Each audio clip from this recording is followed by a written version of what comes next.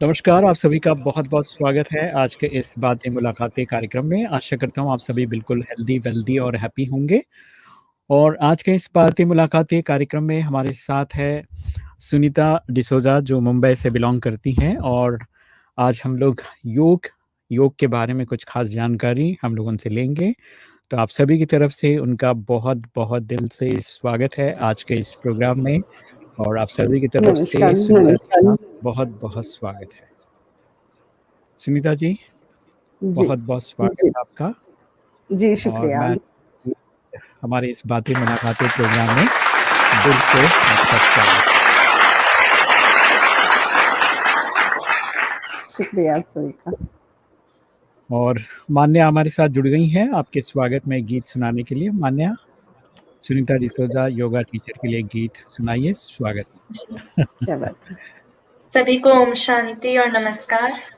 नमस्कार। नमस्कार। नहीं तेरी मेरी कहानी है, एक प्यार का नगमा है, मौजों की रवानी है, जिंदगी और कुछ भी नहीं, तेरी मेरी कहानी है, एक प्यार का नगमा है। धन्यवाद।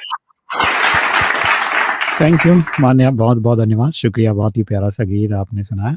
बहुत-बहुत शुभकामनाएँ आपको, मंगल कामनाएँ। Thank you. आइए आगे बढ़ते हैं और विशेष हमारे दोस्त भी जुड़ रहे हैं। वेरी वेल संग करके लिख के भेजा है आपने, बहुत-बहुत धन्यवाद, शुक्रिया आपका। और आइए इस क्रम में हम लोग फिर से सुनीता डिसोजा से बातचीत करेंगे और बहुत-बहुत वार्म वेलकम के साथ।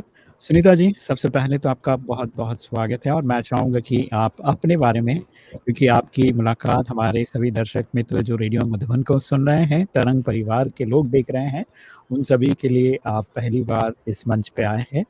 वैसे आपको सिंगिंग में हमने देखा म्यूज़िक फेस्ट में, लेकिन अभी बातें मुलाकातें इस कार्यक्रम में जो विशेष टॉक शो है, जहाँ पर आपको सुनेंगे, तो मैं चाहूँगा कि आप अपने बारे में थोड़ा-सा intro part as a yoga trainer हैं, आप मुंबई में रहते हैं और काफ़ी समय से आप इस योग लोगों को सिखा रहे हैं, आपका स्टूडियो भी है, अलग-अलग चीज़ें वहाँ पर चलती हैं, लेकिन आपका मुख्य लक्ष्य है कि योग कैसे लोगों तक पहुँचे और योग से लोग हेल्दी, वेल्दी और हैप्पी रहें। तो आप अपने बारे में थोड़ा-सा बताइए। स्वागत। जी Ravish, thank you so much and सभी का यानी स्वागत है यहाँ पर। और मेरे काफ़ी जितने भी छात्र थे सभी शायद मौजूद है यहाँ पे, सभी का स्वागत है यहाँ पे। और मैं जी। अपने सफ़र के बारे में मैं बताना चाहूँगी कि मैंने जब मैंने योग सीखा, पहले सबसे पहले तो मेरी गुरु थी जिन्होंने सिखाया, एक डॉक्टर विजया भाटिया नामक महिला थी जिनसे योग सीखा। तो जब सीखा तब जान लिया कि इसमें बहुत कुछ है सीखना और समझना। और इससे यानी तबीयत बड़ी ही खराब रहती थी, मगर सिर्फ 6 महीने लगातार योगा करने से मुझे फ़ायदा मिला। तब मैंने सोचा कि ये मैंने आम लोगों के बीच में इसे ज़रूर लाना है, क्योंकि जिस तरह से मैंने उसको ग्रहण किया अपने अंदर, उसको यानी जैसे कि मेरे खून में वो समा गया। तो क्योंकि उतना फ़ायदा भी हुआ, तो मैंने सोचा कि इसके बारे में और जानकारी लूँ, इसलिए फिर मैंने इसकी पढ़ाई की। मैंने टीचर्स ट्रेनिंग की योगा इंस्टीट्यूट सांता क्रूज़ से, जहाँ पे हमारे जो डॉक्टर जयदेवा वो हमारे फाउंडर और हंसा जी जो हैं वो हमारी फाउंड्रेस हैं। तो उनके अंडर उनके यहाँ पे से मैंने टीचर्स ट्रेनिंग किया।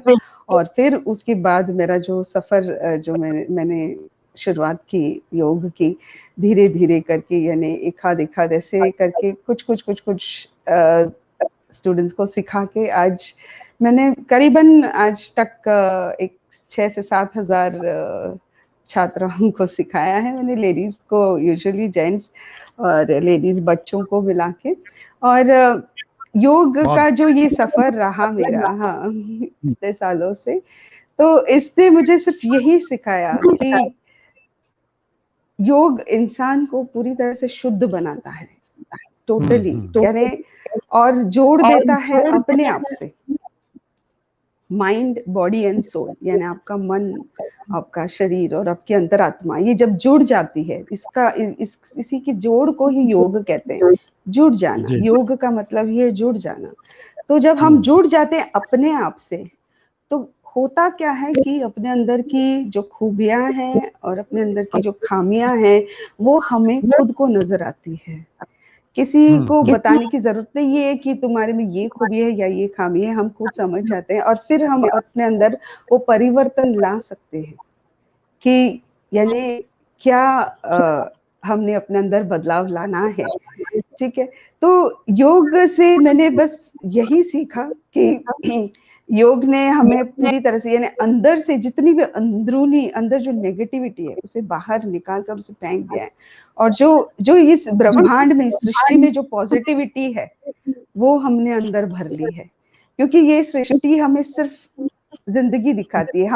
हम जो देखते हैं, हमारा नजरिया जो है अगर पॉजिटिव हो तो हम अपने चारों तरफ सिर्फ हरियाली दिखाई देगी, हमको पंछी उड़ते चहचहाते दिखाई देंगे, फूल खिलते दिखाई देंगे, यानी कोई भी मरी हुई चीज नहीं दिखाई देगी कोई, यानी जैसे कहते हैं कि जो चीज में खुशबू है, जो चीज में जान है, वो सभी चीजें हमें नजर आएगी। तो हमें आज के माहौल में जो चल रहा है, जो खबरें उड़ रही है, हमें इंसान डिप्रेस्ड हुए जा रहा है। तो मैं मानती हूँ कि सीन और अनसीन दो चीजें होती हैं, देखी हुई चीजें और नहीं देखी हुई चीजें। बहुत सारी खबरें हमने जो सुनते हैं हमने देखी नहीं है, मगर फिर भी हम पूरी तरह से अंदर ही अंदर बिल्कुल डिप्रेस्ड हो जाते हैं, अरे वहाँ ये हुआ, वहाँ वो हुआ, और मगर जब देखेंगे तो ही एहसास हो जाएगा हाँ यहाँ हुआ, मगर अगर नहीं है, देखा ही नहीं है, तो क्यों टेंशन लेना किसी चीज का। तो योग ये पॉजिटिविटी अपने अंदर भर देता है पूरी तरह से, यानी योग हमें इतना पॉजिटिव कर देता है। और ये कहूँ कि योग सीखने वाले जो लोग हैं उनकी उम्र भी यानी काफी हद तक कहते हैं कि बरकरार रहती है, यानी ये कहा जाए कि जो उम्र है वो इंसान जैसे 1 वर्ष माने 12 महीने कहते हैं, मगर योग करने वाले जो व्यक्ति है 24 महीने मिलाकर 1 वर्ष हो जाता है। ठीक है, तो अगर जब तो ये खूबी योग की है हमारी। बाकी जितने जो भी हमने सीखा है, अष्टांग योगा सीखा है मैंने योगा इंस्टीट्यूट से, और जैसे पतंजलि के जो सूत्र हैं उससे हम काफी वाकिफ है किस तरह से हमने अपने आप को जोड़ना है। यहाँ पे यम नियम सिखाए जाते हैं, यानी अच्छी बातें बुरी बातें। अब का दौर ऐसा है सबको, यानी वो ज्ञान देने जाएंगे ना तो नहीं, योग बहुत ही कहते हैं अरे बोर है बोलते हैं और भाग जाते हैं। तो उनको यानी आजकल के युग के जितने भी लोग हैं या जो भी सीखना चाहते हैं उनको इस तरह से सिखाया जाए कि अभी के दौर के हिसाब से उनको सिखाया जाए, ये अच्छाई है, ये बुराई है, ये सही है, ये गलत है। इस तरह से जब उनको सिखाया जाता है तो ये है। तो योग सिर्फ ये नहीं है कि हम वेट के ऊपर ध्यान देंगे, it is totally mind body and soul, कि शरीर सुडौल तो रहेगा मगर ये आपके एज को अगर रिवर्स करता है तो क्या कहने, सोच लीजिए कि यानी माइंड बॉडी और सोल जब एक साथ कनेक्टेड हो जाते हैं तो ये उम्र करने से रुक जाता है, यू स्टॉप एजिंग। तो जब when you stop aging, the life is, you know, life is beautiful. You भले साल बदर साल गुजरते जाते हैं मगर आप यानी you refuse to age, मैं उम्र नहीं करूंगी, मैं जहां पर हूँ वहीं पर हूँ, और यही इसकी खूबी है योग की। और बाकी अगर बताया जाए तो जो प्रैक्टिस है योग का वो तो नियमित रूप से करना है, दिन में 1 घंटा आप रोज इसको करें। प्राणायाम है, मेडिटेशन है, शुरुआत हम तो एक तरीका है सिखाने का। तो अगर आप इसके बारे में भी कुछ सवाल पूछना चाहते हैं तो जरूर पूछ लीजिएगा।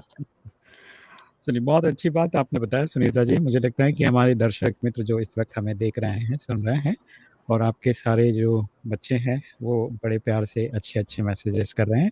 Thank you for message comment के लिए आपका।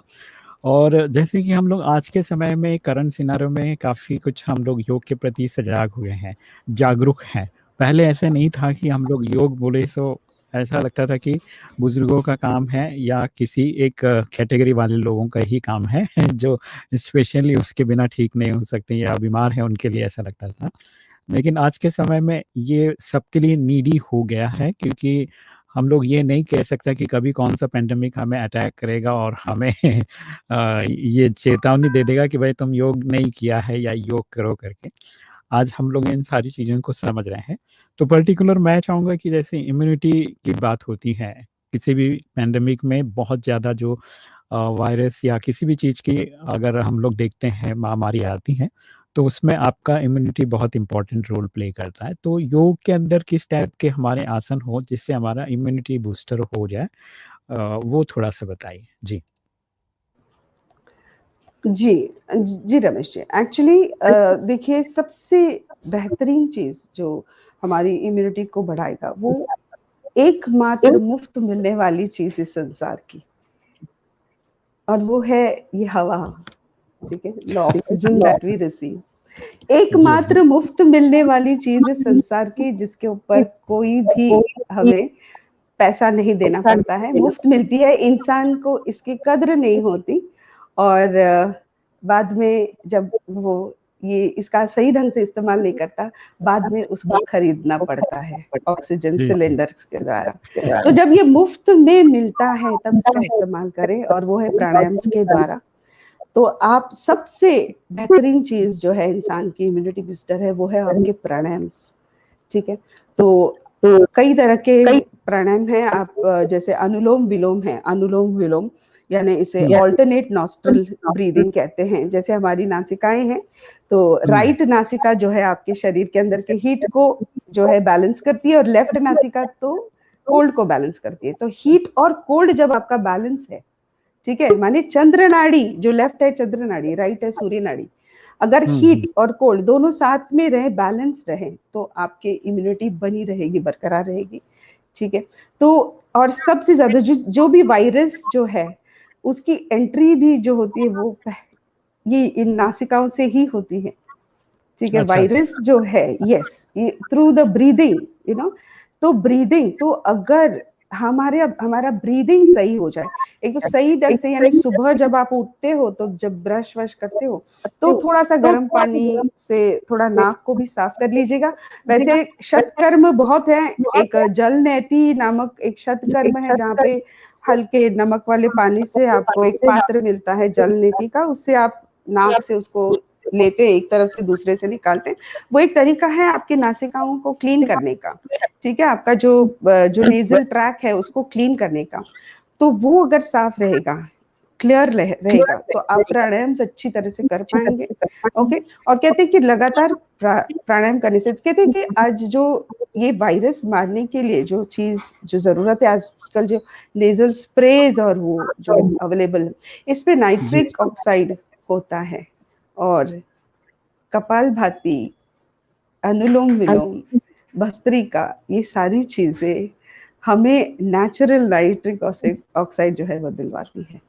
तो अगर प्राणायाम अगर आप सही ढंग से करेंगे, अच्छे से करेंगे, तो आप देखेंगे कि आपके अंदर का जो, यानी जो नाइट्रिक ऑक्साइड जो जाना है शरीर के अंदर, वो पूरी तरह से बढ़ जाता है। आपको बाहरी चीज़ों की ज़रूरत नहीं है, आप बस नियमित रूप से प्राणायाम कीजिएगा। तो अलग-अलग तरीके के प्राणायाम है। प्राणायाम में भी एक एक कहते हैं कि एक लॉजिक होता है हर एक प्राणायाम का, कि एक अच्छा। प्राणायाम आपके शरीर को एक तरह का फ़ायदा देता है। जैसे आप अनुलोम-विलोम करते हैं, तो आपके शरीर के अंदर के हीट और कोल्ड को ये बैलेंस करता है।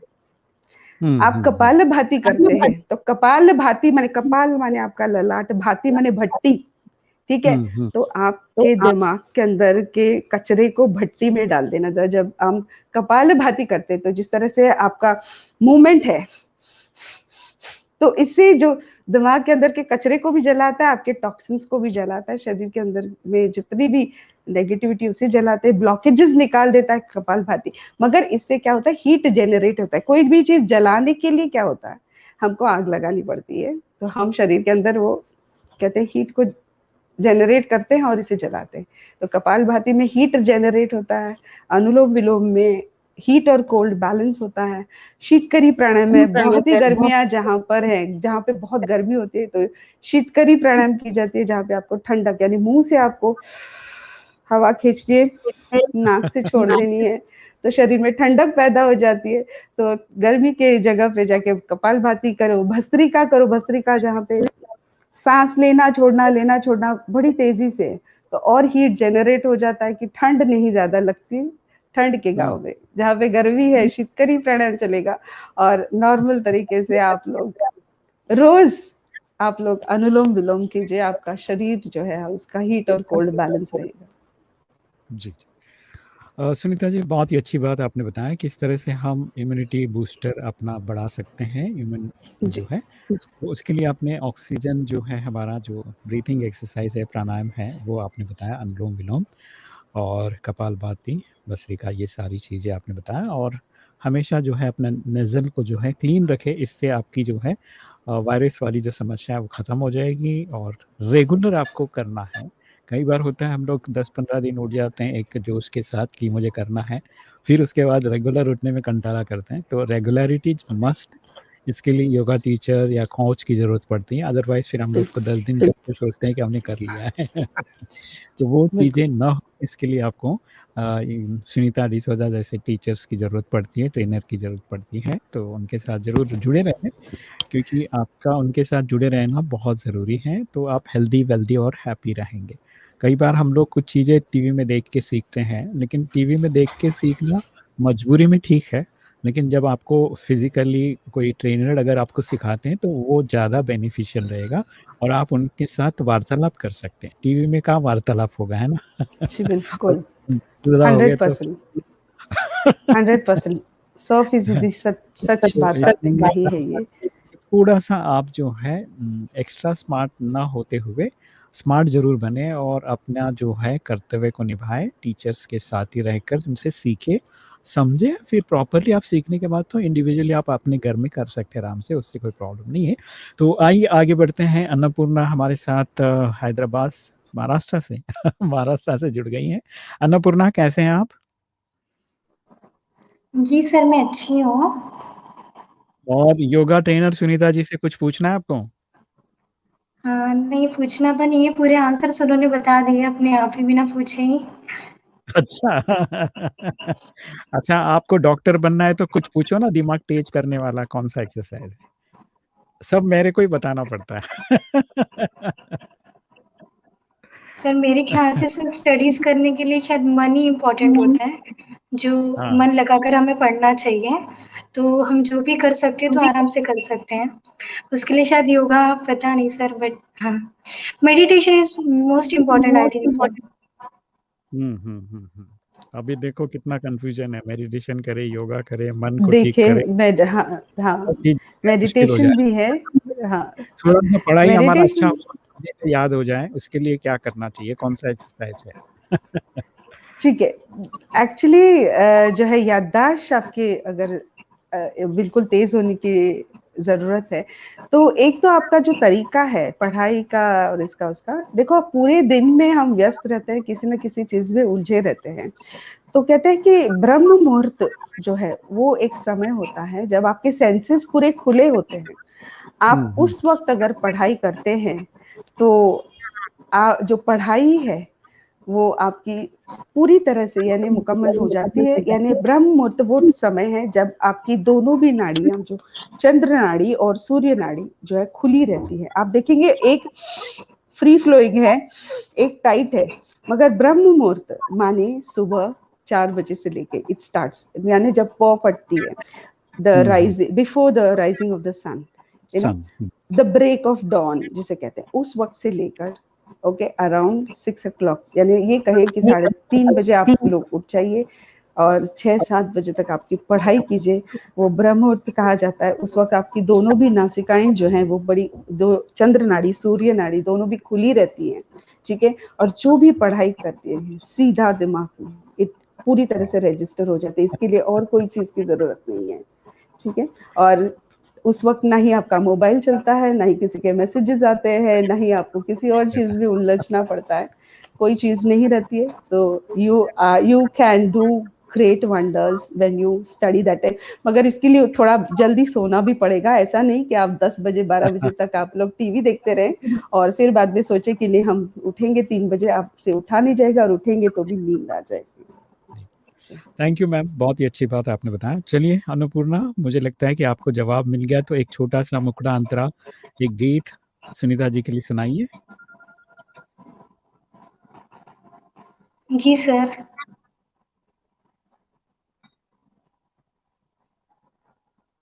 नमस्ते मैम, मेरा नाम अन्नपूर्णा है। मैं महाराष्ट्र से हूँ। मैं आज आपको एक गीत सुनाने जा रही हूँ जो कि मोटिवेशनल सॉन्ग है और इससे हमें कुछ एक थॉट मिलता है और एक कोट मिलता है कि हम जब हमें तब तक हार नहीं माननी चाहिए जब तक हमारी मंजिल तक हम पहुँच ना सकें। तो ये सॉन्ग मैं ऐसे डिनोट करती हूँ। लहरों से डर कर नौका पार नहीं होती, कोशिश करने वालों की कभी हार नहीं होती। लहरों से डर कर नौका पार नहीं होती, कोशिश करने वालों की कभी हार नहीं होती। नन्ही चींटी जब दाना लेकर चलती है, चढ़ती दीवारों पर 100 बार फिसलती है। मन का विश्वास साहस भरता है, चढ़कर गिरना गिरकर चढ़ना ना करता है। आखिर उसकी मेहनत बेकार नहीं होती, कोशिश करने वालों की कभी हार नहीं होती। डुबकियां सिंधु में गोताखोर लगाता है, जा जा कर खाली हाथ लौट कर आता है। मिलते नहीं सहज ही मोती गहरे पानी में, इसी हैरानी में। मुट्ठी उसकी खाली हर बार नहीं होती, कोशिश करने वालों की कभी हार नहीं होती। असफलता एक चुनौती है, इसे स्वीकार कर देखो और सुधार करो। जब तक ना सफल होने चैन को त्यागो तुम, संघर्ष का मैदान छोड़कर मत भागो तुम। कुछ किए बिना ही जय जयकार नहीं होती, कोशिश करने वालों की कभी हार नहीं होती, कोशिश करने वालों की कभी हार नहीं होती। धन्यवाद। थैंक यू अन्नपूर्णा, बहुत बढ़िया सा गीत आपने सुनाया और बहुत अच्छा लगा हमें। आपको काफ़ी लोगों ने मैसेज करके याद किया है, बहुत अच्छा गाया आपने करके, थैंक यू सो मच। आइए आगे बढ़ते हैं और फिर से सुनीता जी से मैं जोड़ना चाहूँगा और हमारे अनुज जी मुंबई से ही आपके जी। और फिल्म एंड टीवी से जुड़े हुए हैं। उनका कहना है कि कोरोना के समय में बीपी हो गया है, कौन-सा योग करे कि बीपी ना हो या कम हो? जी। जी, सही बात है। एक तो सबसे पहले बीपी ना बढ़े इसलिए बाहर की जो ये बातें चर्चाएँ चल रही है उस पे ध्यान ना दें, ज़्यादा न्यूज़ चैनल ना देखें। हाँ, ये सारी चीज़ें सबसे पहले कि नेगेटिविटी को दूर रखें और जी। साथ-साथ देखो बीपी माने रक्तचाप का बढ़ना यानी ब्लड प्रेशर का बढ़ना, हीट तो वो कैसे होता है? हीट जनरेट होता है। और सारी बीमारियों का जड़ जो है वो अपना पेट है। पेट की जितनी भी खराबी है, पेट जो है हमारा, हम हुँ, हुँ, उसके हुँ। ऊपर ध्यान नहीं देते हैं, ठीक है? हम यानी हम हमारा ध्यान किसके ऊपर होता है? स्वाद के ऊपर होता है। हमारा स्वाद हुँ, अच्छा हो, खाने-पीने के मामले में यानी एक तो जितनी भी हमारी इंद्रियाँ हैं ना, ये सबसे ज़्यादा घातक होती है क्योंकि कोई जी, चीज़ जी, जी। देखते हैं बड़ा आँखें खुश हो जाती है, नाक सूँघती है तो अच्छी खुशबू है, मुँह में रख दिया, स्वाद अच्छा है, खा लिया और खाने के बाद जब वो पेट गर्दन के नीचे झुकता है, फिर बाद में कोई चीज़ मालूम नहीं होती पेट को। पेट को सिर्फ़ विटामिन्स ज़रूरी है, अच्छी चीज़ों की ज़रूरत है। पेट जो है, ये नहीं देखता कि आपने गुलाब जामुन खाया है या दही खाया है या क्या खाया है। पेट को सिर्फ़ पोषण की ज़रूरत होती है। आँखें, इंद्रियाँ सब देखकर सब धोखा यही दे देती हैं और जब हमारा खाना-पीना गलत हो जाता है, हम अपने पेट को कचरे के डब्बे की तरह इस्तेमाल करते हैं, बस कुछ भी ठूँस लो खा लो, ओके। तो ये सारी चीज़ें, बासी चीज़ें हो या ये कहें कि तामसिक चीज़ें जो होती हैं, जो तमस लेके आती है, ये इन सारी चीज़ों के कारण मैं देखो यहाँ पर बैठी हूँ, योग आसन और ये सारी चीज़ें करके नहीं बता सकती हूँ, ठीक है? तो मगर yoga is a way of life, जीने का तरीका है। अगर आपका जीने का तरीका अगर सही है, आप सही ढंग का भोजन लेते हैं, आपका आहार-विहार यानी व्यवहार और आप जो आपका मेल-मिलाप होता है, ये सारी चीज़ें सबसे मिलके मिल-जुल कर रहते हैं, हँसते-खेलते खुश रहते हैं, तो ना ही आपको किसी तरह की बीमारी होगी। और ये जो बीपी अभी ये कोरोना टाइम के बीपी, ये मैं सच मायने में बोलूँ कि ये बीपी इसलिए चढ़ा हुआ क्योंकि हम अंदर से डरे हुए हैं।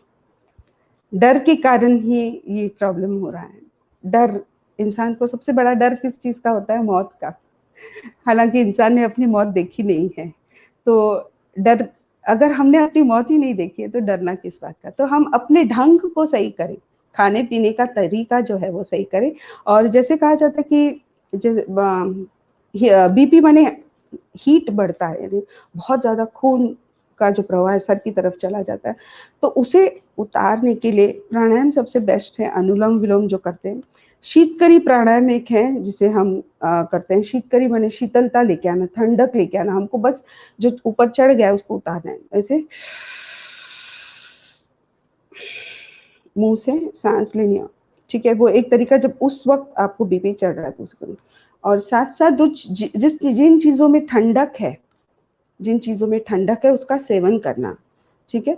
खाने पे ध्यान देना, यानी बिल्कुल तेज़ तरारी चीज़ें नहीं खानी है, ऑयली ये वो सब कुछ दिनों के लिए उसको अवॉइड करें पूरी तरह से। और जैसे पुदीना, जैसे कहते हैं पुदीना है या धनिया है, ये ठंडक, बड़ी सौंफ है, ये सारी ठंडक लाने वाली चीज़ें हैं। तो अगर ये आपको मिलती है, अगर फ्रेश मिलती है तो उसकी जैसे चटनी बनाकर खा लीजिए, या तो फिर उसको अगर खड़ा मिलता है तो उसको रात को पानी में भी भिगो के सुबह उसका पानी पी लीजिएगा, आपका ब्लड प्रेशर गायब हो जाएगा।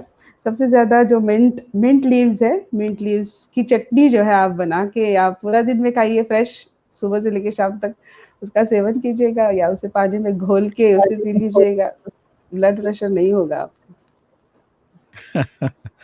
चलिए अनुज जी, मुझे लगता है कि आपको बहुत ही सिंपल तरीका बता दिया कैसे बीपी आपका उतारना है। एक आपको ऐसा करना है, मुँह से साँस लेना है और नाक से हाँ, छोड़ना शीत है। करी।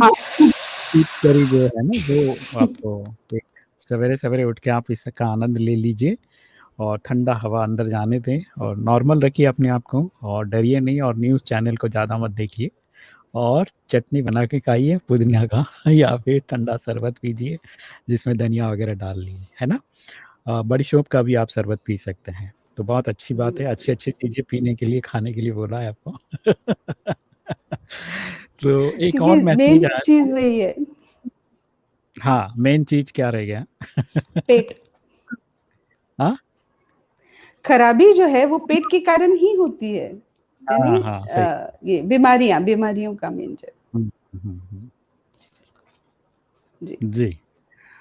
एक ने पूछा है कि पेट को कैसे कम किया जाए?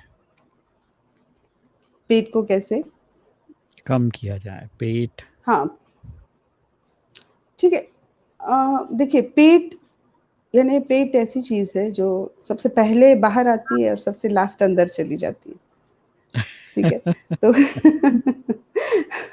तो सबसे पहले जब बाहर आती है तो इसका कारण कहीं न कहीं हमारे जो है, या तो हमारा जो सेडेंटरी लाइफ़स्टाइल है, या तो शायद हम लोग का काम करने का तरीका, शायद एक ही जगह पर बैठे रहते हैं हम लोग और यानी वर्जिश नहीं करते, कोई एक्सरसाइज़ नहीं होता, मूवमेंट्स नहीं होता है। तो हुँ, इन सारी चीज़ों के कारण हम ये जो पेट है धीरे-धीरे बढ़ने लगता है, क्योंकि जैसे कहते हैं ना, पेट के पीछे हड्डियाँ नहीं होती और इसलिए ये बढ़ आसानी से बढ़ जाता है। तो हुँ, स्ट्रेच करने के लिए उसको अच्छा ये यानी स्पेस मिल रहा है होता है। तो पेट जो है उसको कम करने के लिए सबसे ज़्यादा महत्वपूर्ण है कि हम नियमित से योग करें और जितने भी पेट के ऊपर लेटने वाले आसन हैं, पेट के ऊपर लेटने वाले जो आसन हैं वो फ़ायदा करते हैं। आप देखेंगे कि हर एक जानवर जो है पेट के बल लेटता है, हर जानवर, ठीक है? इसलिए आपको बड़े पेट वाले जानवर नहीं दिखाई देंगे। तो और इसके कारण एक उनका एक वो फ़ायदा भी है कि जब पेट के ऊपर लेटते हैं, तो जैसे हीट कहते हैं, हीट ऑलवेज़ ट्रैवल्स अपवर्ड्स। तो जब पेट के बल आप लेटते हो तो जो हीट है वो आपकी रीढ़ की हड्डी के ऊपर जो हीट है वो चली जाती है, तो आपके रीढ़ की हड्डी को सेकती है, तो आपकी रीढ़ की हड्डी भी मज़बूत हो जाती है, ठीक है? और पेट के बल लेटने से तो वही होगा कि आपका पेट बढ़ेगा नहीं, मगर एक ध्यान दें कि पेट खाली होना ज़रूरी है जब भी आप लेटते हैं। आपका खाने-पीने का तरीका ऐसा होना है कि आप सुबह जो भी है आपका, जैसे ब्रेकफ़ास्ट बोलते हैं, ब्रेकिंग द फास्ट, यानी आप अपने उपवास को तोड़ रहे हैं। कल रात को जो खाया, उसके बाद से लेकर सुबह जो गैप पड़ जाता है, तो वो जो गैप भरना ज़रूरी है। तो उस वक़्त आप बहुत ही अच्छा और यानी जो खाना फ्रेश खाना और जो आपको ताकत दे, वैसा खाना खाना ज़रूरी है। पूरे दिन में जो है वो आपको एनर्जी का काम करेगा। हमारी गलती ये हो जाती है, हमारा जो खाना है रात के वक़्त हो जाता है हेवी, बहुत हेवी हो जाता है और हम कैसे हैं कि खाना खा लिया, बिस्तर तैयार है, सो गए, तो पेट तो बढ़ना लाज़मी है, ठीक है? हम वक़्त नहीं देते उसे हज़म करने के लिए भी और उसके ऊपर जो है अच्छी-अच्छी चीज़ें, पार्टियाँ-शार्टियाँ तो हमारी रात को ही होती हैं, तो उसके कारण पेट बढ़ता है, ठीक है? और मगर उसको घटाया भी जा सकता है अगर सबसे पहले कि पहले रोको अपने आप को। ये जो गलत हम कर रहे हैं, पहले जैसे कि बैंक में अगर रोज़ ₹100 डालोगे और ₹50 रोज़ निकालोगे, 50 तो जमा ही रहेगा, उसको कौन उतारेगा, उसको कौन निकालेगा? तो उसको पूरी तरह से इसलिए इसको अंदर जाने ही ना दें। जो ध्यान दें उस चीज़ के ऊपर कि जो चीज़ हम हर कोई जानता है कि फैट वाली चीज़ें कौन-सी आजकल की जितनी भी मार्केट में अवेलेबल चीज़ें हैं, इसमें ये सभी पैकेटेड चीज़ें हैं जो महीनों पहले बनाई हुई है। उसके बाद मार्केट में आएँगी, फिर हम लाएँगे, फिर खाएँगे, तो उससे हमें फ़ायदा तो कुछ नहीं होता। तो होता वही है कि इससे हमें तकलीफ़ ही होती है।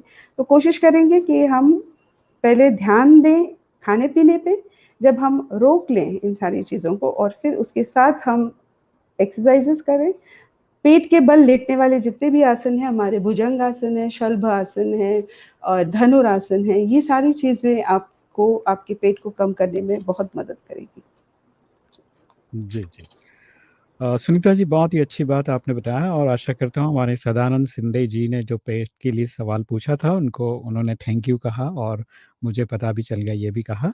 तो आइए हंसुजा हमारे साथ जुड़ गई एक छोटी-सी कुमारी आई थिंक फ्रॉम हैदराबाद। हंसुजा, कहाँ से हैं सभी आप? को नमस्कार। मैं हैदराबाद से हूँ। अरे वाह! हैदराबाद में अभी ठंडी है कि गर्मी है? सुबह तो ठंड हो रही थी, अच्छा, अच्छा। दिन में गर्म था। और अभी? अभी नॉर्मल है, ज़्यादा ठंड, ज़्यादा गर्मी कुछ भी नहीं हो रही। अच्छा, अच्छा। चलिए, सुनीता जी को सुन रहे हैं आप? हाँ, अच्छा, क्या सीखा आज फिर?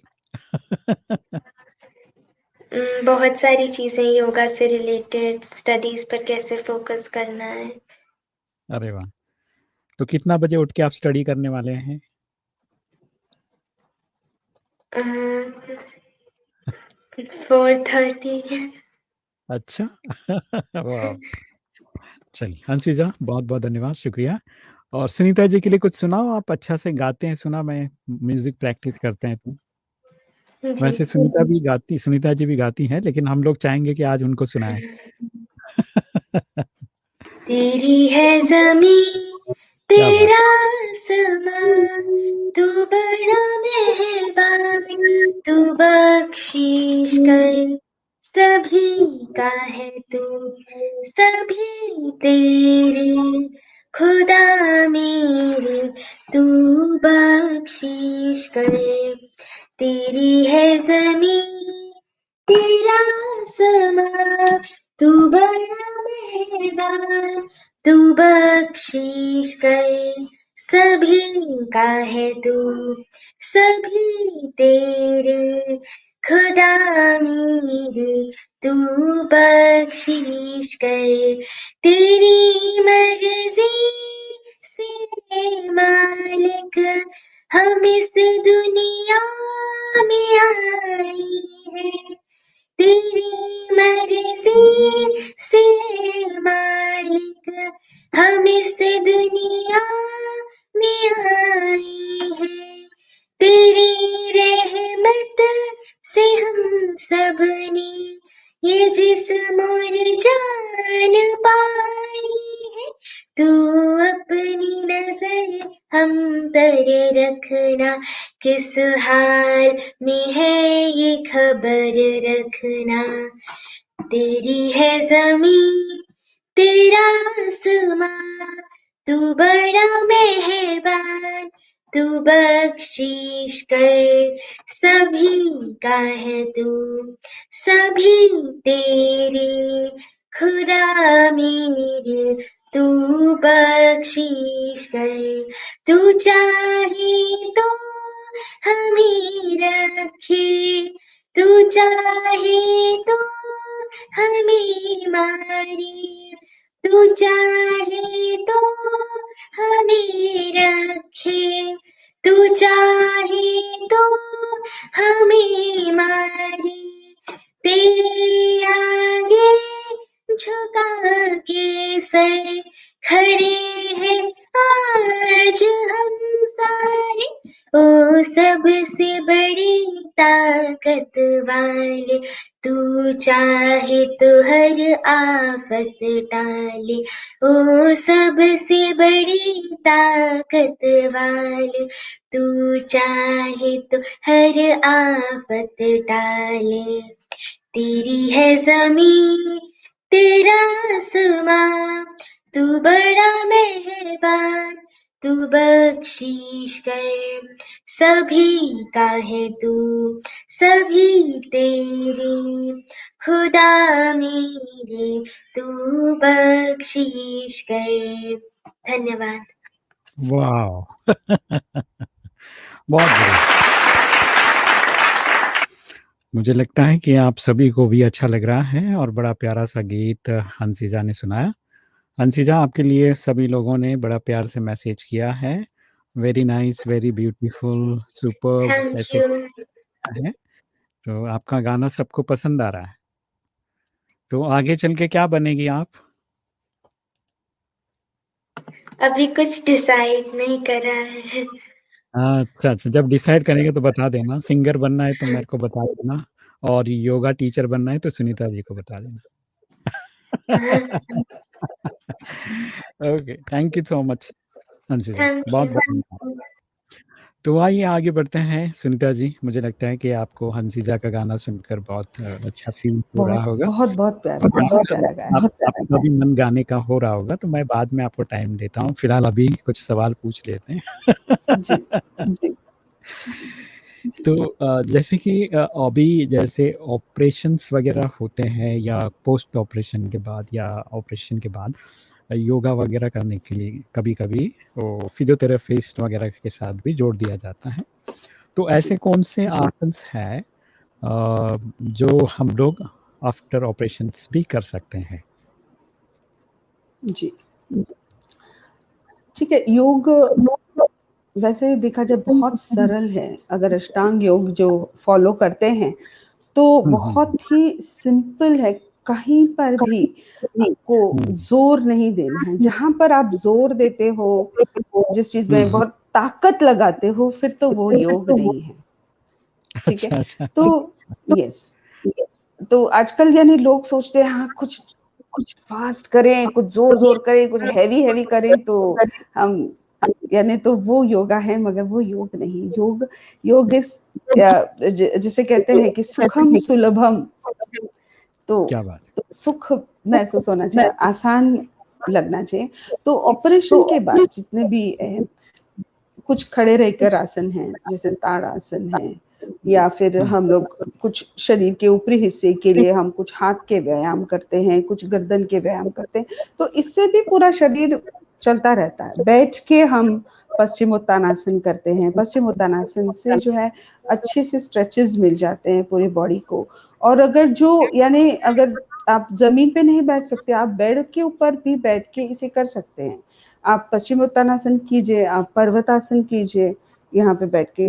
तो ये सारे आसन जो हैं आपके शरीर को जो स्ट्रेचेस देते हैं, तो बहुत ज़्यादा ज़रूरी है कि आपकी बॉडी को मैसेज मिले कि आप स्ट्रेचिंग कर रहे हैं। तो ये बहुत ज़रूरी है। वो ही थोड़ा-सा वार्म अप भी ज़रूरी है। और साथ-साथ जो है कि आप ये देखिए कि आप किस तरह का ऑपरेशन हुआ है, ठीक है? अगर हार्ट का ऑपरेशन हुआ है आपको, अगर बाईपास गए हैं, तो आप प्राणायाम्स पे ज़्यादा ध्यान दें, क्योंकि इससे आपको आपके हार्ट को अभी मज़बूत बनाना है सबसे पहले। तो आप हेवी एक्सरसाइज़ नहीं करेंगे, मगर बैठे-बैठे कुछ हल्के-हल्के से स्ट्रेचेस, जैसे हाथ को ऊपर खींच लिया, साइड में बेंड कर लिया, थोड़ा हल्का-हल्का ट्विस्ट कर लिया। तो आपके शरीर को बनाए रखो, चलाए रखो, उसको स्थगित मत रखो, उसको स्टैग्नेंट मत रखो। तो बहुत ही ज़रूरी है। स्टैंडिंग एक्सरसाइज़ेज़ हैं, अगर नहीं वो होता है तो हल्के थोड़ा-सा चलो, वॉकिंग अगर करते हैं, तो वॉक करते हुए भी आप जैसे कहते हैं कि पॉज़िटिव थिंकिंग अगर आप रखते हैं, कहते हैं कि इंसान खड़े-खड़े भी मेडिटेशन कर सकता है, अगर आप वो पॉज़िटिव सोचता है, वो सिर्फ़ नेचर को देख के खुश हो जाता है, तो वो भी एक तरह का व्यायाम है, व्यायाम आपके मन के लिए, ओके। तो मानसिक व्यायाम बहुत ज़रूरी है, उसको खुला रखने के लिए ना, keep your mind totally open to all these things, to positivity.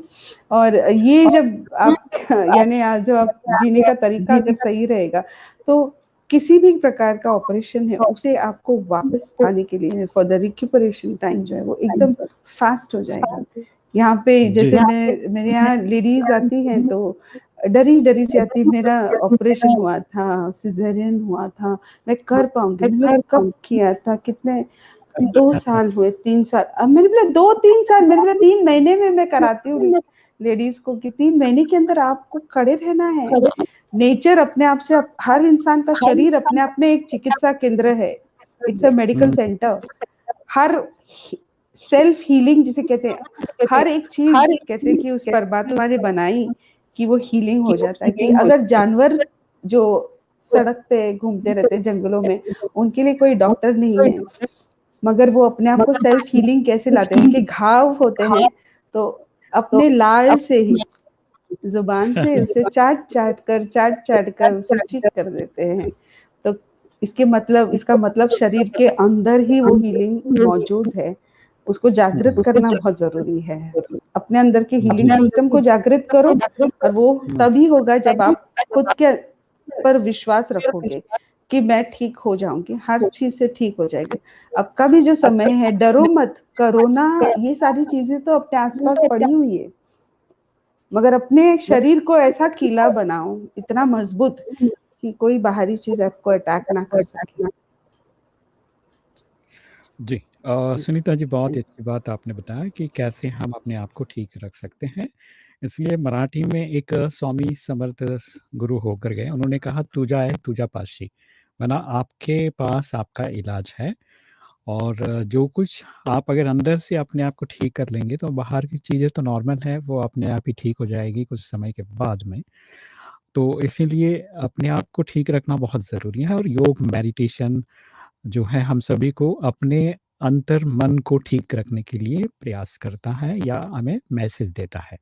और जितना आप ब्रीथिंग एक्सरसाइज करते हैं, शवासन करते हैं और बीच-बीच में रिलैक्स हो जाते हैं, तो अपने आप को बिल्कुल हल्का फ़ील करते हैं, और हल्का फ़ील करने के बाद फिर आप अपने आप के बारे में सोचना शुरू कर दें, तो निश्चित तौर पे आपका मन जो है आपके साथ है, बहुत सारे विचार आते हैं, तो विचार भी प्रभावित करते हैं। तो आपको रिलैक्सेशन में आपको एक मौका मिल जाता है कि आपका बॉडी शीतल हो गया, शांत हो गया, हल्का हो गया, तो फिर आप अपने मन को भी बिल्कुल ठीक कर सकते हैं। आप सबके प्रति और अपने प्रति, सबसे पहले तो अपने प्रति अच्छा सोचिए।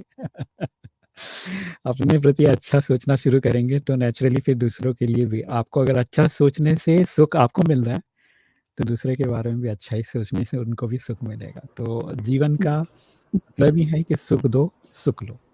और हम लोग थोड़ा रॉन्ग जैसे ट्रैक पे चले अपने आप को भी दुःख दे रहे हैं और दूसरों को भी दुःख दे रहे हैं। तो वो चीज़ें जैसे ना कहते हो। हैं कि इंग्लिश में भी एक कहावत है, चैरिटी बिगिंस एट होम, यानी हाँ, अच्छाई की शुरुआत घर से होनी चाहिए, अपने घर से। जी, तो जी, क्यों ना अपने शरीर से ही स्टार्ट करें कि खुद सही को बात। स्वस्थ पहले रखें, और फिर बाद में इसका आपको देख के दूसरे लोग समझ जाएंगे कि सच मायने में चैरिटी बिगिंस एट होम। खुद से शुरुआत कीजिए हर एक चीज का। सुनीता जी, एक सवाल है, पंकज पाठक जी लिखते हैं, हमेशा आधा ही सिर में दर्द होता हो तो क्या करें और कौन-सा योग को करें? ठीक है, आपको जी। यानी किस किस तरफ का सिर दर्द है वो समझना ज़रूरी है, ठीक है? तो यहाँ पे जैसे हम अ, अनुलोम-विलोम जिस तरह से करते हैं, तो हुँ, अनुलोम-विलोम का तरीका कैसे हम, यानी राइट नासिका को अगर दबाते हैं, तो लेफ्ट से साँस लेंगे, इसे बंद करके राइट से इसे छोड़ देते हैं। हुँ, हुँ, फिर यहीं से लेते हैं, इसे बंद करके यहाँ से छोड़ देते हैं। मगर जब हुँ, आधा सिर आपका दर्द होता है, तो आपको साँस जो है यहाँ से लेकर जहाँ पे दर्द नहीं हो रहा है, वहाँ से लेनी है, और इन्हेल करना है। हाँ, दर्द नहीं है वहाँ से इन्हेल। दूसरी तरफ से एक्सहेल। फिर से यहाँ से इन्हेल, यहाँ से एक्सहेल, यानी जहाँ दर्द हो रहा है वहाँ मारना नहीं है, वहाँ से उसे हुँ, उतारना है, ठीक है? हुँ, तो जहाँ ईज़ी है या इस तरफ दर्द नहीं हो रहा है, तो यहाँ से साँस ले लो, और जहाँ से हुँ, दर्द हो रहा है वहाँ से छोड़ दो उसे। तो you are releasing those nerves, जो आपकी जो नसें तनी हुई हैं उसको रिलीज़ कर रहे हो। तो उसको प्रेशर नहीं दे रहे हो साँस का, साँस उस तरफ से ले रहे हो जहाँ दर्द नहीं हो रहा है, वहाँ से, और हुँ, छोड़ना है। तो ये एक तरह से लेना है, दूसरी तरफ से छोड़ देना है। तो जिस तरह से, तो ये तरीका है आपके सर जब आधा दर्द करता है तो इसे उतारने के लिए। पंकज जी, आप इसका प्रयोग कीजिए और आप कुछ समय के बाद जो है अच्छा फ़ील करेंगे और हो सके तो आपके यहाँ कोई योगा टीचर आपके आस-पास में हो तो उनसे भी जुड़िए। थोड़ा-सा चीज़ों को अगर करके आपको ठीक लगता है तो फिर कोई बात नहीं, कहीं जाने की ज़रूरत नहीं। और कई बार क्या होता है कि आप साँस लेते हैं इधर से और इधर से साँस छोड़ना होता है, साँस आता ही नहीं है, इधर ब्लॉकेज है। तो ऐसे समय पे आपको वो हाँ, सुनीता जी जैसे लोग ही चाहिए कि क्या ब्लॉकेज है तो फिर कौन-सा एक क्रिया आपको बताएँ ताकि आपका ब्लॉकेज खुले।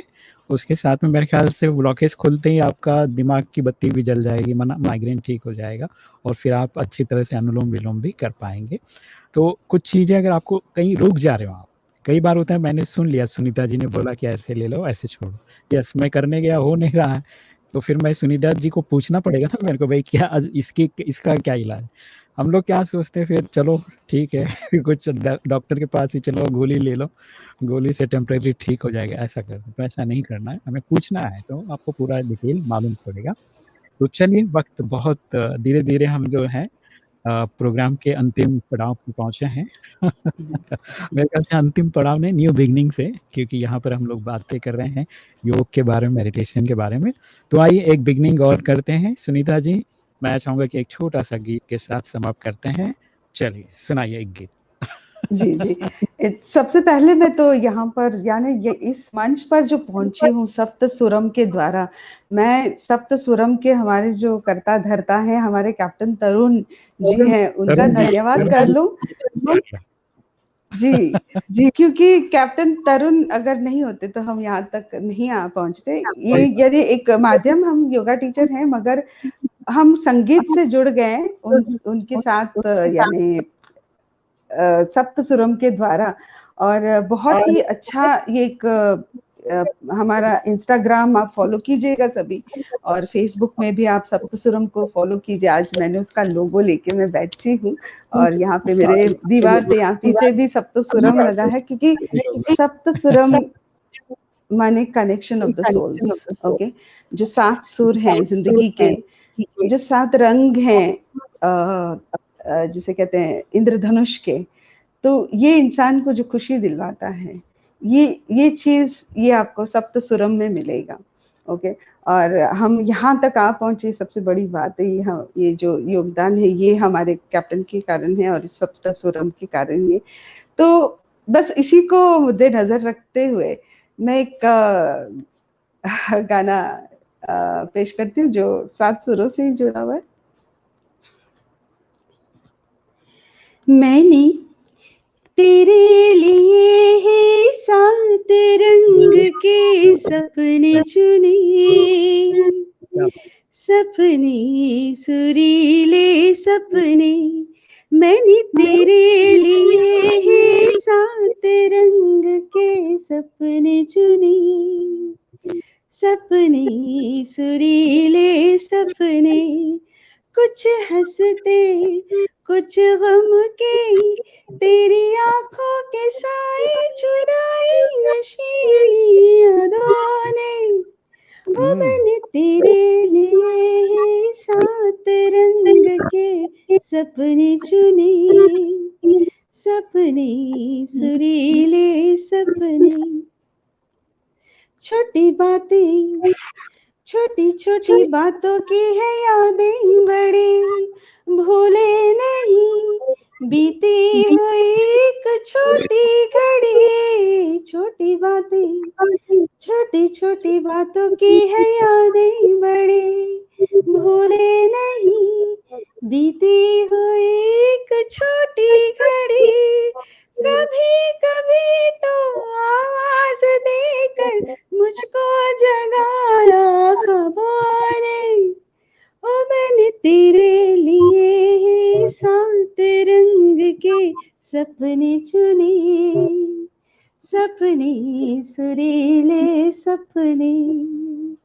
और इस मंच पर हम जुड़ गए रमेश जी से, और सबसे बेहतरीन चीज़ जो रोशनी जी हैं, जो उनके द्वारा हम यहाँ पर पहुँच गए, तो इसके लिए हम बहुत तहे दिल से सभी का शुक्रिया मानते हैं। और मैं बेसिकली जो एक yoga teacher as a profession, और संगीत को मैंने अपना लिया क्योंकि यही मेरे सपनों को पूरा करती है। और संगीत जो सप्तसुरम है, कनेक्शन ऑफ द सोल्स, योग connection of the souls, mind body and soul, ये इतने गहराई से जुड़ गए मेरे साथ कि क्या कहें। इसलिए एक मन हर बार प्रसन्न ही रहता है। बहुत thank you so much. Sita ji, बहुत ही सुंदर गीत आपने सुनाया। Thank you so much. आज के इस एपिसोड में जुड़कर आपने योग और योग से जुड़ी हुई हमारी जीवन पद्धति के बारे में आपने अपने विचार सुनाए। और वैसे सुनीता नाम सूर्य के लिए कहा जाता है, तो आपने प्रकाश, अज्ञान अंधकार जो था लोगों के बीच में ज्ञान प्रकाश आपने बिखेरा है, तो बहुत बहुत धन्यवाद, शुक्रिया आपका। एंड आप इसी तरह सूर्य की भांति लोगों को ज्ञान का प्रकाश बांटते रहें और अपना और अन्य का जीवन संवारते रहें सजाते रहें। तो चलिए, बहुत बहुत धन्यवाद, शुक्रिया आपका सुनीता जी। फिर मिलते हैं इस वादे के साथ। चलिए मित्रों, आज के इस कार्यक्रम में आपने बड़े प्यार से मैसेज भी किए और अपनी भावनाएं, विचार, हमारे साथ कुछ सवाल जवाब भी आपने किए, बहुत ही अच्छा लगा मुझे। एंड सप्तसुरंग के सारे ही मेंबर जो भी जुड़े हुए हैं और जो नए जुड़ रहे हैं, उन सभी को बहुत सारी शुभकामनाएं। और तरंग परिवार के भी लोगों को मैं कहना चाहूँगा कि आप भी इससे जुड़ सकते हैं। और रोशनी जी आप सभी को फ़ोन या मैसेज करेगी, तो उनसे ज़रूर जुड़ जाइए। और जो हमारी कला है, हमारे अंदर जो ईश्वर ने भरी है कलाएं, उसको एक अच्छे मंच पे हमें जो है प्रदर्शित करने का मौका मिलता है। तो प्रदर्शित करते रहेंगे तो हम अपनी आवाज़, अपनी भावनाएं विश्व तक पहुंचाएंगे। तो हम सभी एक दूसरे को हेल्प करते हुए आगे बढ़ेंगे। इन्हीं शुभकामनाओं के साथ आज के इस प्रोग्राम को यही पूरा करते हैं। फिर मिलते हैं अगले एपिसोड में, तब तक आप बने रहिए हमारे साथ। सलाम, नमस्ते, खमा गनीसा, दुआओं में याद रखिएगा। आप सुन रहे हैं रेडियो मधुबन 90.4 FM। सुनते रहो, मुस्कुराते रहो। जय हिंद, जय भारत, ओम शांति। ओम शांति। Thank you.